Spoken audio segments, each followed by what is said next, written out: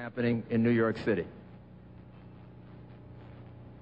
In an age even of computer communication and international communication and the ability to communicate with the people by fax and in all kinds of different ways, it still is important to be somewhere, to be in a place, to see people, to deal with them, and to be face-to-face with them.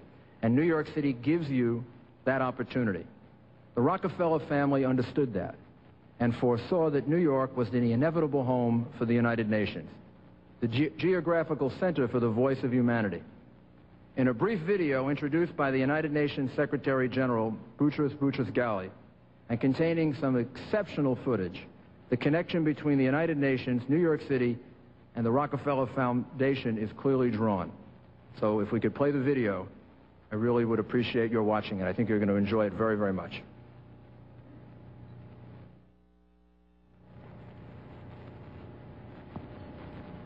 On the eve of the 50th anniversary of the United Nations, it is important to recognize more than just an event.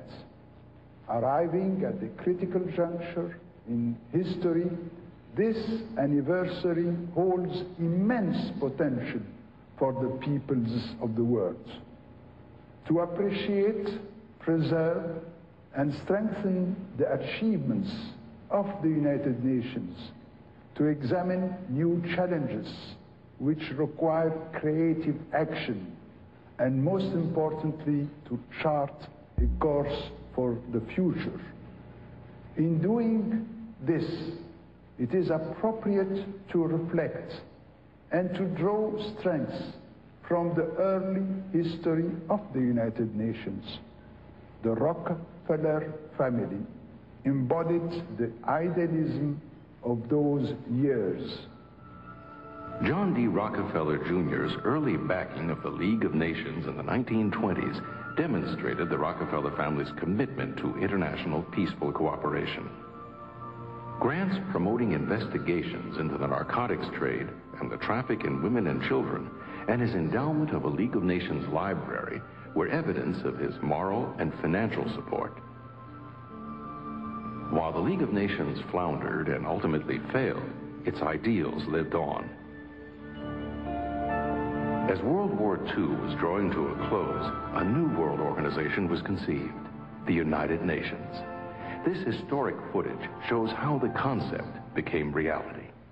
The idea, initiated at the famous Yalta Conference in the closing days of World War II, was to be followed through to completion by the delegations of some 50 nations, including that of the United States, shown here at a preliminary meeting in Washington. April 25th, 1945, while the war was still raging overseas, the free nations of the world assembled for the first meeting of the historic conference from which was to evolve the final drafting of the Charter. The President spoke to the assemblage from a radio microphone in Washington, D.C. The world has experienced a revival of an old faith in the everlasting moral force of justice. At no time in history has there been a more important conference or a more necessary meeting than this one in San Francisco. You members of this conference are to be the architects of a better world. In your hands rests our future. By your labors at this conference, we shall know if suffering humanity is to achieve a just and lasting peace. If we do not want to die together in war, we must learn to live together in peace. On June 25th, 1945, the Charter was signed in a formal ceremony by each of the 50 nations present at the conference. Out of the chaos of World War II had come a global brotherhood that carried within its legislative structure the seeds of world peace for the generations to come.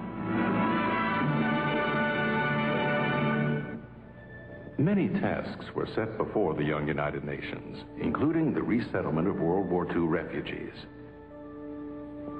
the drive to secure fundamental human rights, the struggle to limit the growing proliferation of atomic weapons, and the task of finding a permanent home for the organization. The world looked on as a search was initiated. Arriving in New York to choose United Nations headquarters, delegates from 7 nations are welcomed by Grover Whalen. They must choose a site within the New York or Boston areas. The committee calls on President Truman at the White House before proceeding to inspect locations.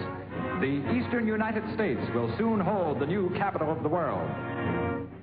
Nelson Rockefeller, a former member of the U.S. delegation to San Francisco, was appointed by New York City Mayor O'Dwyer to interest the UN in building on the 1939 World's Fairgrounds in Flushing Meadow. When the UN rejected this proposal, the Rockefeller family considered offering part of their own estate, Pocantico, and adjoining properties for the headquarters site. No decision had been made when the UN convened in the fall of 1946. The Rockefeller family was more concerned than ever with bringing the UN to New York City. News accounts from the period convey the atmosphere.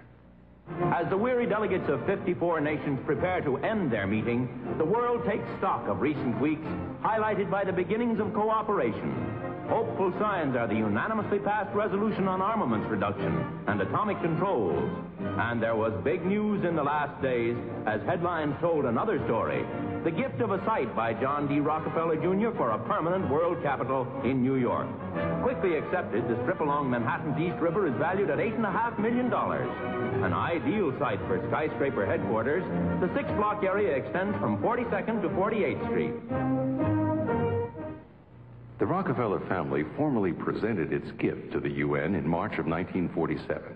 The future of this country and the lives of our children and our children's children are interwoven with the success of the United Nations.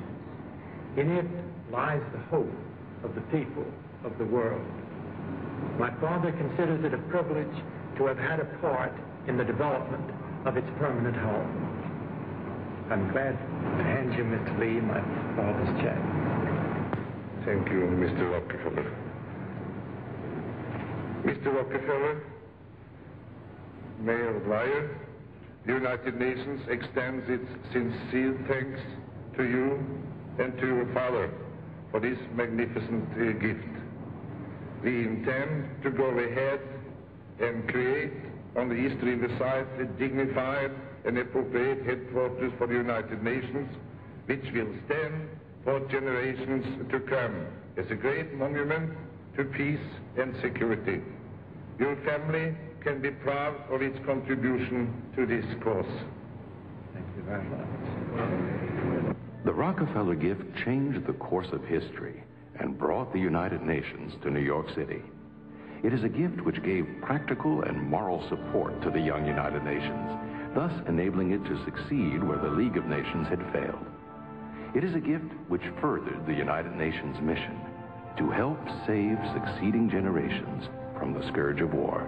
And the Rockefeller family's commitment to the United Nations did not end with this exceptional gift.